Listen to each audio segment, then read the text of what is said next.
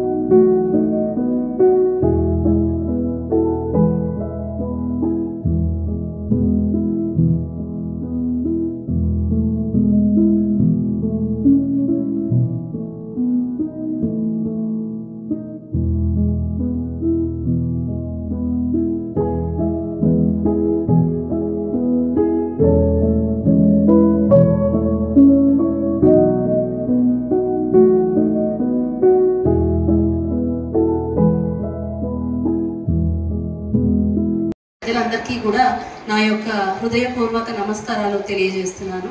ఇక్కడ చాలా మంది ఆయన జయంతి గురించి, సర్దార్ పాపన్న గారి చరిత్ర గురించి చెప్పడం జరిగింది. నిజంగానే చాలా అంటే ఎంతో, ఇందాక చెప్పారు 6 ఫీట్ల ఏమంటారు తాటి చెట్టు ఎక్కగలుగుతున్నారు, కానీ ఇంకా డెవలప్మెంట్ అనేది పెద్ద దాంట్లో ఉండాలని కోరారు. నిజమే, ఎందుకంటే ఆ రోజుల్లో కేవలం క్షత్రియులు మాత్రమే రాజులుగా ఉండే టైంలో కూడా సర్దార్ పాపన్న గారు ఆ రోజుల్లోనే ఒక రాజ్యాన్ని, ఎస్పెషల్లీ గోల్కొండ కోటలో పతాకం ఆవిష్కరించారంటే ఆయన ఎంత ధైర్యంతో ఏదైనా సాధించవచ్చు అనే విషయాన్ని చాలా మనకు చూపించారు. సో ఈరోజు 375 జయంతి సందర్భంగా అందరికీ కూడా ఆయన యొక్క జన్మదిన శుభాకాంక్షలు తెలియజేస్తున్నాను. మరియు ఇందాక కొంతమంది చెప్పినట్టుగా వెలమల ఏవైతే దృష్టికి తీసుకొని వచ్చారో పట్టా సర్టిఫికేట్స్ ఏవైతే ఉన్నాయో వాటికి సంబంధించి జిల్లా కలెక్టర్ గారి దృష్టికి కూడా మేము తీసుకొని వస్తామని ఈ సభా సందర్భంగా తెలియజేస్తున్నాను. Thank you.